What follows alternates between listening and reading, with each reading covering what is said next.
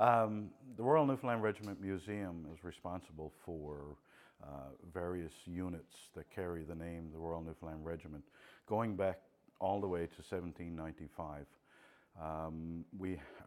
The regiment itself carries battle honours from the War of 1812 and the First World War.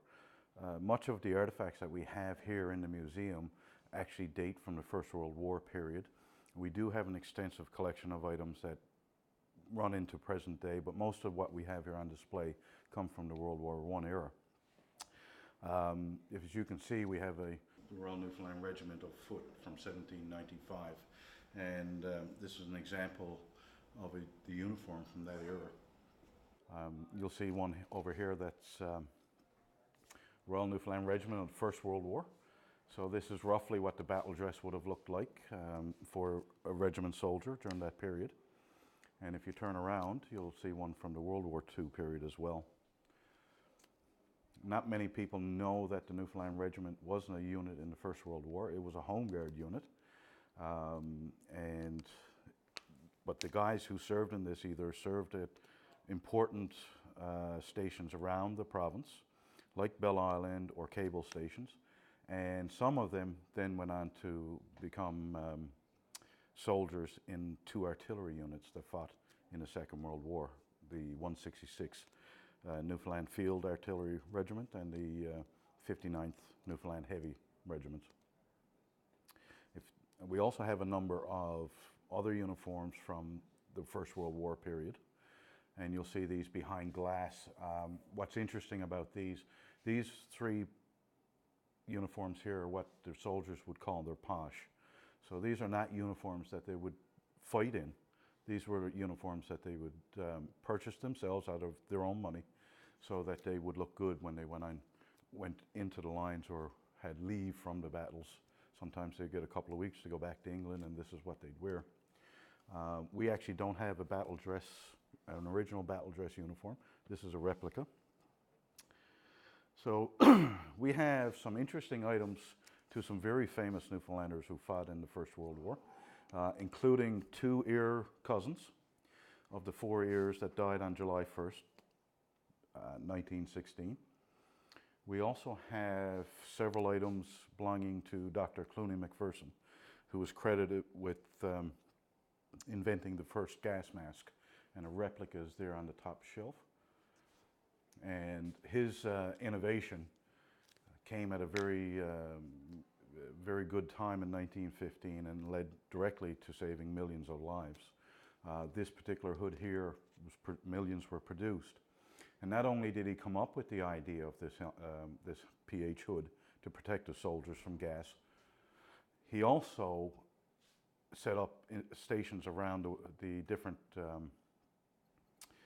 war zones in the Mediterranean, North Africa, Gallipoli, and on the Western Front in France and Belgium, because these particular hoods only had a 1 month lifespan. So they would have to be re-impregnated with chemicals to protect them. And one of the other items that we have here is basically his writing desk, which he carried with him. And you'll see a little picture there of a training session of Irish soldiers in Gallipoli, and there's a very good chance that one of the officers in that picture is actually Clooney McPherson. That was one of his jobs. In terms of some of the interesting artifacts we have a British helmet that was found on the battlefield at Beaumont Hamel, and you can see by the damage and the holes in it that it's very likely that this particular soldier was killed. We don't know if it was a Newfoundlander or not, because not only Newfoundlanders fought over that battleground that day. We've got, this is an interesting piece here. One of the commanding officers of the Royal Newfoundland Regiment was Lieutenant Colonel Arthur Haddow. He's a little bit of a controversial figure in that he was the commanding officer that sent the Newfoundlanders over the top on July 1st. Last year, their family actually came from England to donate this silver salver, which was given to him on the occasion of his wedding in 1916. And it's actually signed by the different officers in the regiment.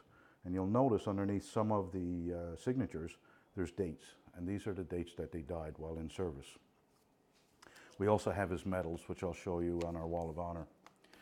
We have a few items from Gallipoli, particularly these pieces of pottery actually come from a place called Caribou Hill, which was one of the first engagements that some of the Newfoundland Regiment became involved in during the war, and it led to a significant territorial gain in Suvla Bay when not much else was actually happening.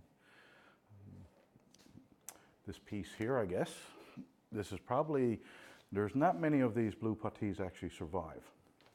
And we have one of the rare sets, we have one of the few sets that we know are actually in existence. Most of them were thrown out or disappeared when they were taken off the uniform back in 1914. This is probably one of the rarest medals you'll see from the War of 1812. And it's a Naval General Service Medal for an action on the Great Lakes. And it was awarded to an officer in the Royal Newfoundland Regiment who was from St. John's, who later went on to become the governor of the Red River Colony in Western Canada. So we put some of our archival collection out on display, and we change this from time to time. So we have letters from soldiers to their families. Some of these letters were written the day before the soldiers were killed in battle. They're quite significant. We have a number of postcards as well from the different soldiers. Stuff is quite, some of it's common, some of it's not so common.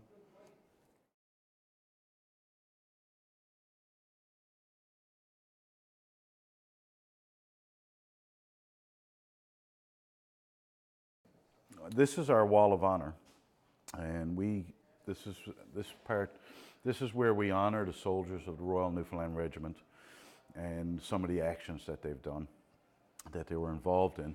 We have a significant medal set of soldiers who did some incredible things, as well as some of the more famous soldiers in our regiment.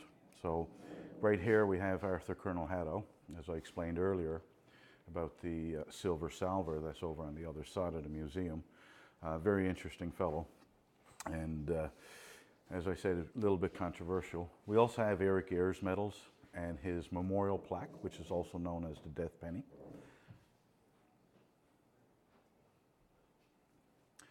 We have a father and son set of medals. The father fought in the Boer War and then again in the First World War. He was awarded a Gallantry Award, a military medal for action on October the 9th, 1917. And as you know, we have a few Gallantry Awards here.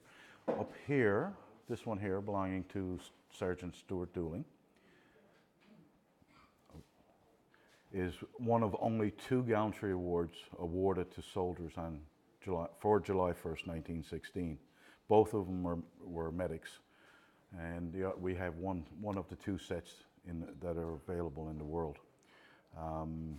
In this cabinet we have some more medals, including some soldiers who helped build the regiment from 1949 up, like Major John O'Flaherty, Joseph O'Driscoll, who served in both wars, in action in both wars, as well as spent a long time in the Royal Canadian Legion as well. A donation that we recently received is this set of identity discs. The family had come in with some photographs, and in an envelope were these 2 identity discs. This particular gentleman was killed nearly 100 years ago on December the 3rd, 1917. And these discs were picked up by German burial parties and were sent to the Red Cross in Switzerland, who then sent to the Red Cross in Berlin. Berlin sent them to the Red Cross in Switzerland. The Swiss Red Cross sent them to the British Red Cross. And in 1920, these 2 discs made it home.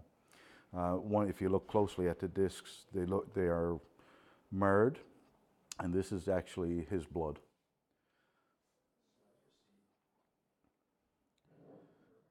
My interest in the history of the Royal Newfoundland Regiment was spurred on by my great-grandfather's service in the First World War. I grew up with his portrait hanging over my grandmother's kitchen table in Eastport, and it had spurred my imagination. And when I got older and had my own kids, I wanted to teach them let them know about their family history, because you know, so many of us think there's nothing in our family history that's interesting. And so I set about researching my family history going back into the 1600s. And then eventually I came to my great grandfather's story. And one day I went out to ask my grandmother, could she tell me any stories about what happened to him in the war? And she reflected back and said, yes, he did talk to her. And then she began to cry. And I wasn't able to finish the questioning. I couldn't ask her any more questions. So then, that was about 22 years ago. So to answer those questions, I began researching my grandfather's story. And in 2005, I went overseas for my first time and went to Beaumont Hamel. And I realized the story was much bigger than just my grandfather.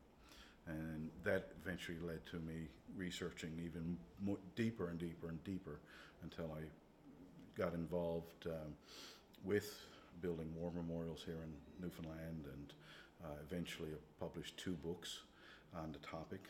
And I walked in here one day in about 2009 just to do some research, and I kept showing up week after week after week after week, and finally they gave in and made me a part of the museum committee.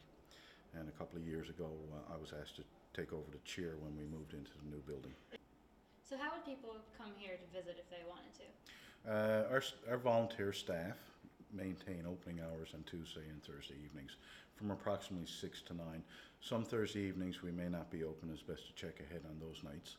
We're also open till the middle of December every Saturday from 10 to 4. So where would people check to make sure that you're open? Well, we maintain a Facebook site at our NFLDR Museum, and you'll also find us on Twitter at the same address, at our NFLDR Museum. You can also call our number at 733-3910 and somebody will return your call.